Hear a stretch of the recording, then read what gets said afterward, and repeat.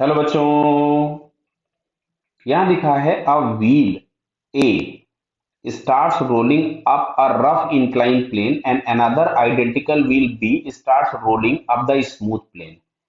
मतलब ए वाला रोलिंग करेगा और बी वाले पे फ्रिक्शन नहीं है, तो इसके रोटेशनल मोशन को कोई चेंज नहीं कर पाएगा, ट्रांसलेशनल मोशन जरूर चेंज होगा।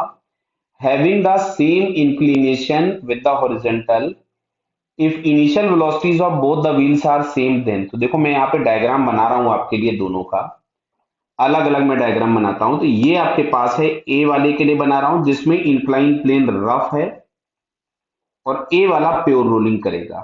तो यहां कहीं पे अगर हम लोगों को दिया गया था, ध्यान से देखना, कि इसकी वेलोसिटी v इधर है और ओमेगा इधर है, और ये मैं ए वाले की बात कर रहा हूं जहां सरफेस रफ है, तो इस पे जो फ्रिक्शन एक्ट होगा वो ऊपर की तरफ होगा एफ, नीचे की तरफ में जो यहाँ पे लग रहा होगा, मैं सरफेस के पैरेलल ही फोर्सेस बना रहा हूं एम जी साइन थीटा। चलिए बना लीजिए, यहाँ पे ये एक एम जी कॉस थीटा लग जाएगा और यहाँ कहीं पे एक नॉर्मल एक्ट होगा। क्लियर। अच्छा, अगर हम स्फीयर बी के लिए बनाएं तो स्फीयर बी पे जो लगने वाले फोर्सेस होंगे, ये एंगल थीटा है, दोनों के इंक्लिनेशन सेम दिए थे, ये हमने स्फीयर बी बना दिया।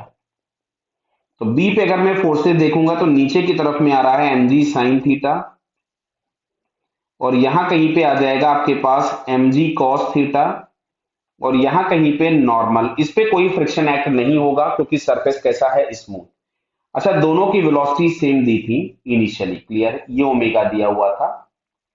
अब देखो, अगर हम स्फीयर ए को देखेंगे जो ए वाला है और ये बी वाला है, अगर हम ए को चेक करेंगे तो ए पे लगने वाला जो रिटार्डिंग फोर्स होगा वो लगेगा M G sine theta minus F S. मतलब ए का जो रिटार्डेशन होगा वो कम होगा, जबकि बी पे लगने वाला जो फोर्स होगा वो एम जी साइन थीटा यानी बी का रिटार्डेशन ज्यादा होगा। तो जैसे अब इसमें पहला लिखा हुआ है A stops ascending earlier than B, गलत हो गया। क्यों? बी का रिटार्डेशन ज्यादा है तो बी जल्दी रुक जाएगा, ए बाद में रुकेगा, तो ए फर्स्ट ऑप्शन गलत हो गया। Kinetic energy of be never becomes zero, बिल्कुल सही है।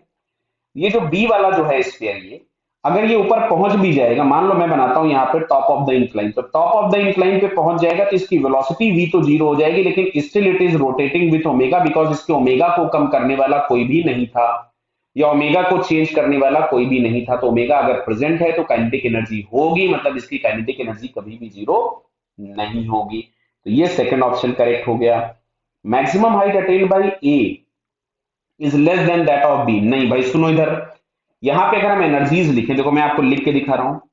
अगर मैं ए के लिए एनर्जी लिखूंगा तो मैं लिखूंगा half M V square plus half I omega square initial energy is equals to final. अगर मैं बी के लिए लिखूंगा तो half M V square plus half I omega square is equals to M G H plus half I omega square, क्योंकि ये वाला term खत्म होना ही नहीं है।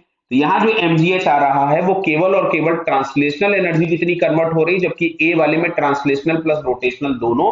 तो भाई साहब ए की हाइट ज्यादा होगी, बी की हाइट कम होगी। क्लियर है।